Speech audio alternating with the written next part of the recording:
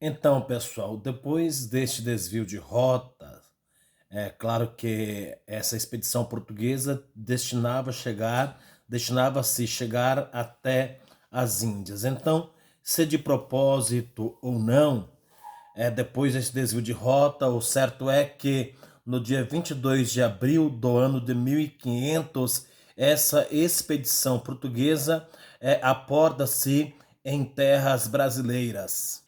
Essa esquadra portuguesa, liderada por Pedro Álvares Cabral, aporta no litoral brasileiro no dia 22 de abril do ano de 1500. Essa primeira exploração em terras brasileiras foi liderada ou foi feita inclusive pela própria esquadra de Pedro Álvares Cabral.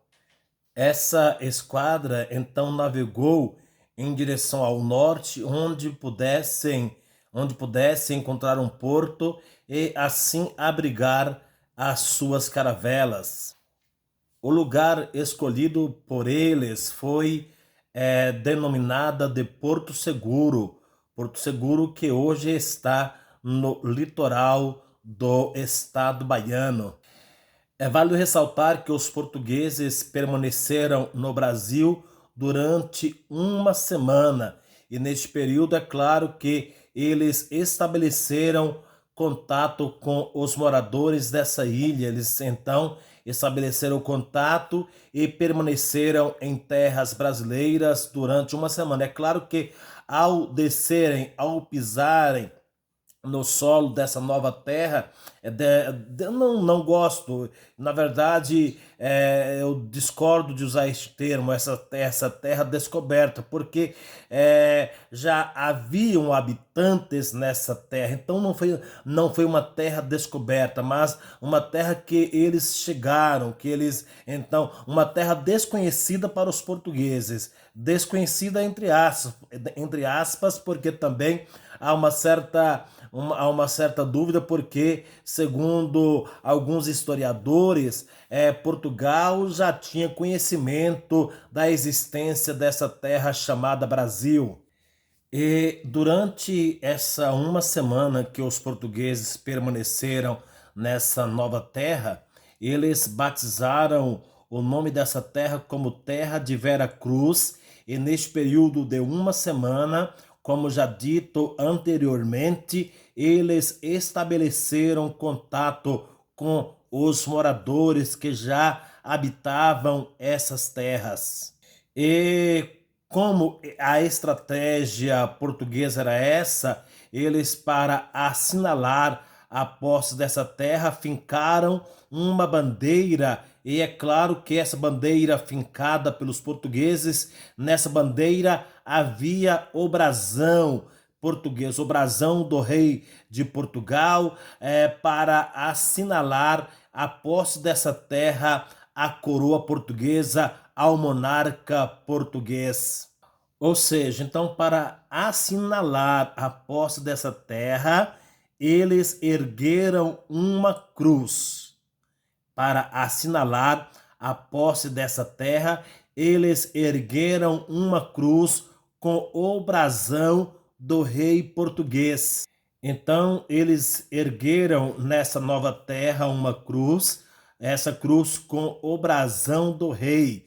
E essa terra, que inicialmente fora chamada de Ilha de Vera Cruz, posteriormente teve o nome mudado para Terra de Santa Cruz.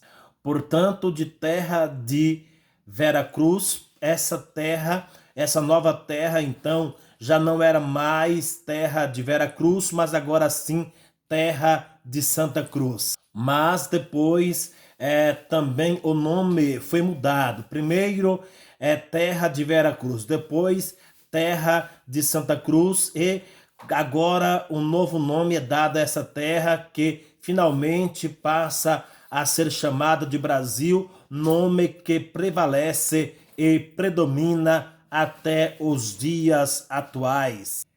É claro que a partir daí, Brasil passa então a ser o nome definitivo dessa terra.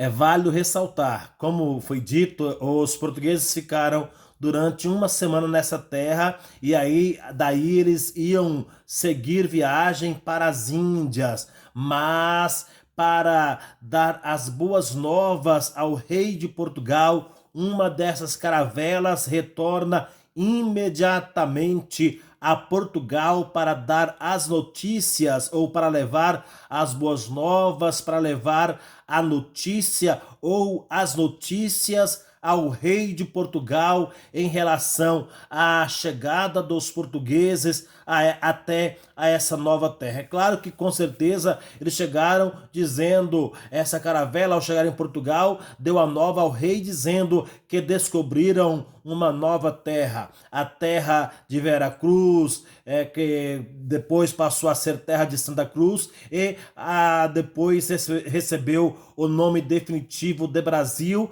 nome que predomina até aos dias de hoje ou até os dias de hoje.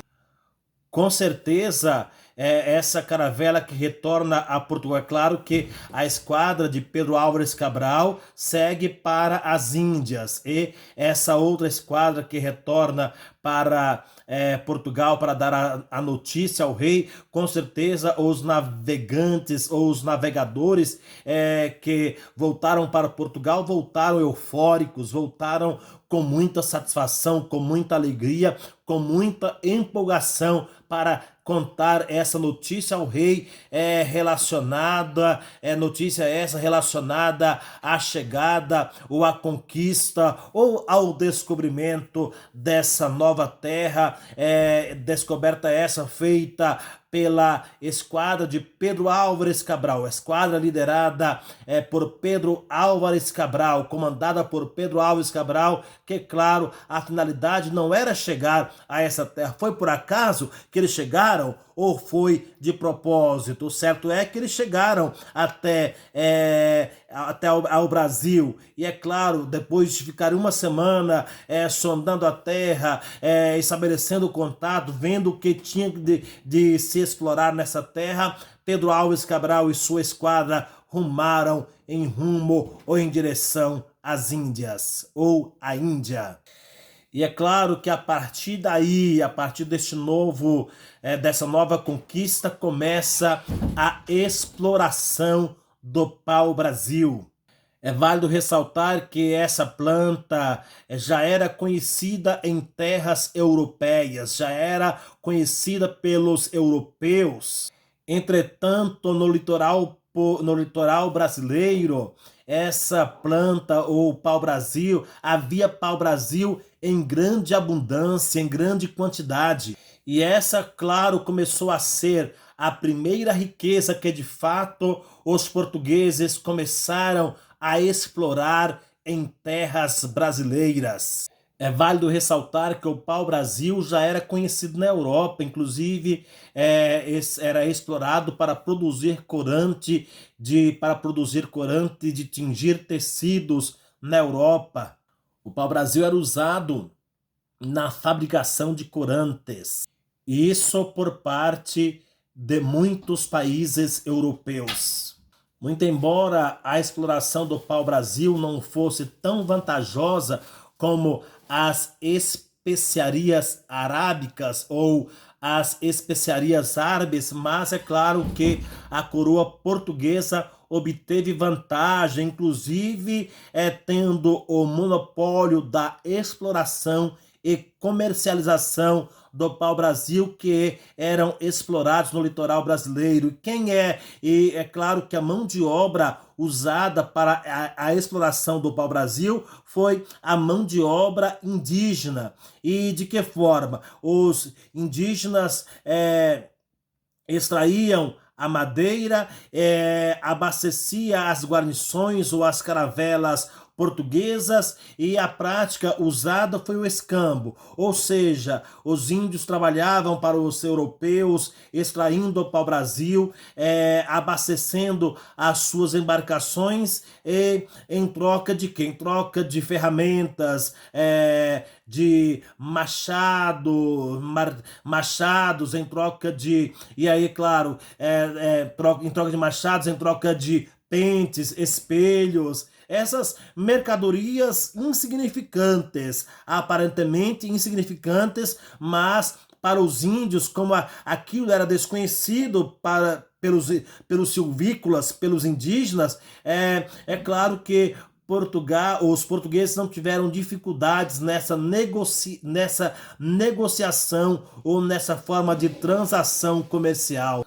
O comércio do pau-brasil passou a ser exclusivo da coroa portuguesa. Um comércio exclusivo, é claro que, mais uma vez, ou seja, quando eu falo mais uma vez, é porque no decorrer da história você vai ver que Portugal sempre foi um país centralista, ou seja, um país monopolista que gostava de concentrar todo o poder, toda a riqueza em suas mãos, ou seja, o poder comercial em suas mãos através de um sistema monopolista ou através do monopólio. E agora a exploração do pau-brasil passa a ser exclusivista ou exclusiva da coroa portuguesa. A exploração, a comercialização do pau-brasil passa a ser exclusivo da coroa portuguesa.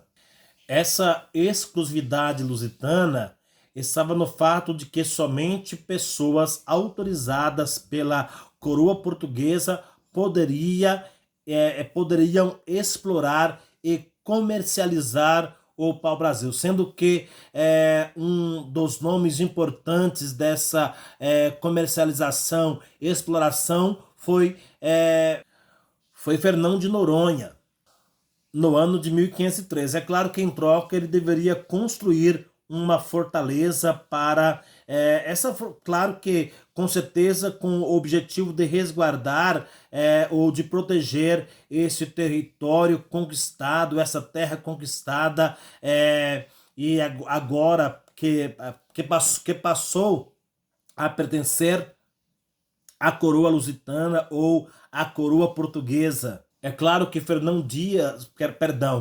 Fernão de Noronha, além de ter que ser obrigado, né? Na verdade, esse acordo entre ele e o rei de Portugal, ele, além de construir a fortaleza, ele tinha que enviar no mínimo 6 navios ao ano até essa nova terra, até o Brasil, a fim de transportar essa madeira preciosa, digo, o pau-brasil.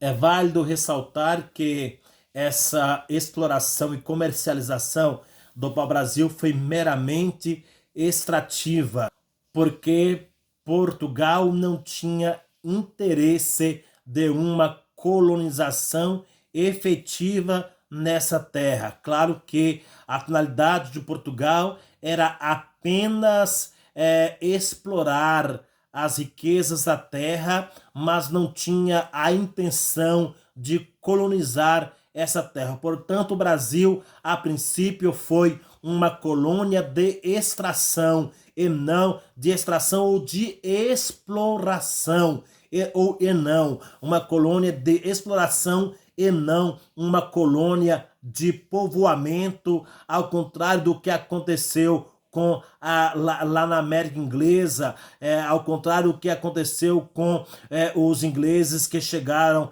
a terra que hoje, ou as terras que hoje são conhecidas como Estados Unidos da América. Todo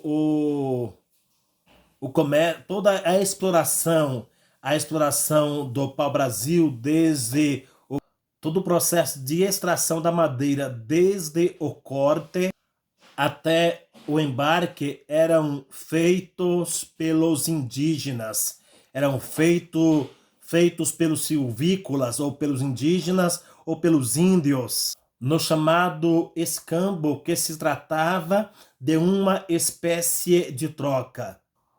Ou seja, os indígenas